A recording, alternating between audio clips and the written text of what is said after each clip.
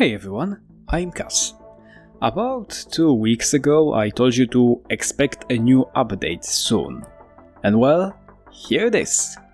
This will be the final version of Megalobyrinth before the game enters its full release. Anyway, where should we start? Okay, how about the main menu? Hang on, is that... Oh! The game has options now? Okay, to be fair, it's only like 2 things. Those being the turn rate and the global volume. But don't worry, there will be more options available in the full release. Hopefully. Alright, but how about we focus on the main thing of the update? That being Chapter 2, the Luminescent Caverns.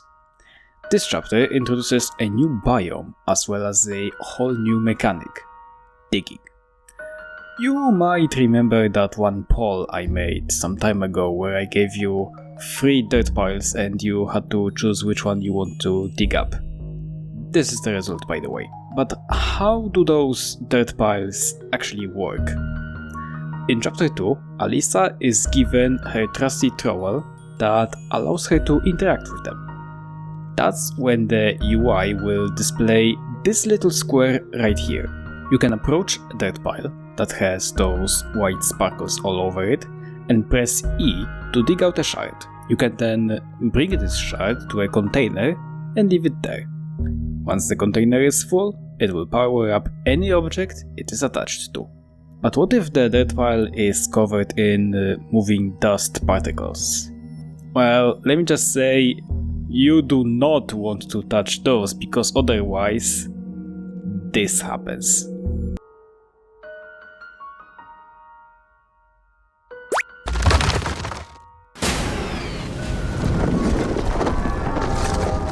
Yes, I like Toon, how did you know? Right, but how do we get rid of this thing?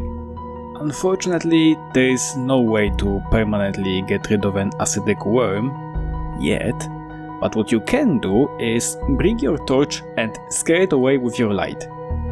This will force it to retreat and randomly find a different dirt pile to hide in.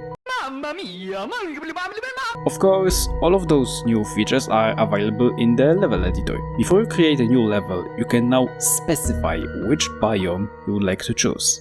And if you want the trowel to be available inside your maze, all you have to do is open the Details tab and check this box right here. I know it's stupidly tiny, but the UI will be fully customized and adjusted in the final version. Hopefully.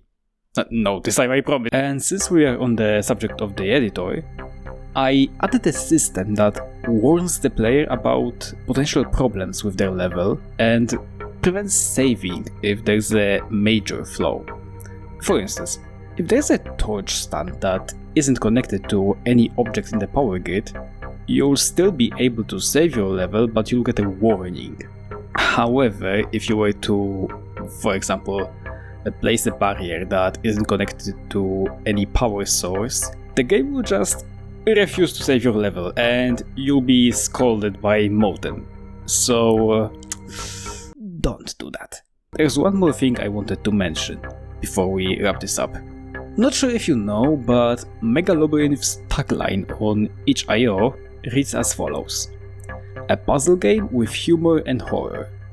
So far, there's been a lot of very dry humor, but not much horror, don't you think?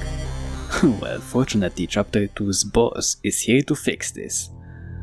I won't say anything more about it though. I wouldn't want to spoil the surprise. Anyway, let me rapid fire some smaller but no less important changes from the update. The dodge now lasts slightly longer and you move faster doing it. Gugai has been slightly reworked and instead of attacking upon collision with the player, it now attacks based on distance. The bug that allowed skeletons to damage the player outside of the leaping animation has been fixed. Opening wisp gates no longer forces Alisa into an animation.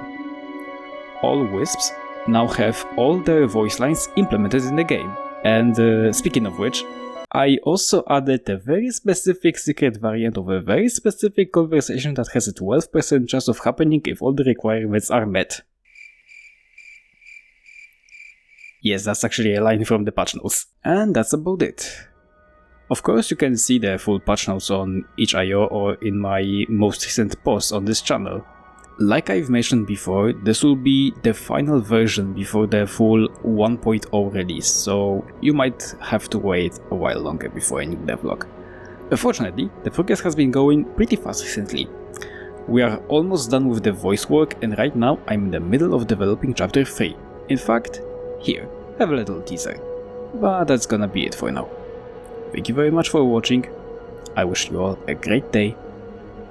Take care.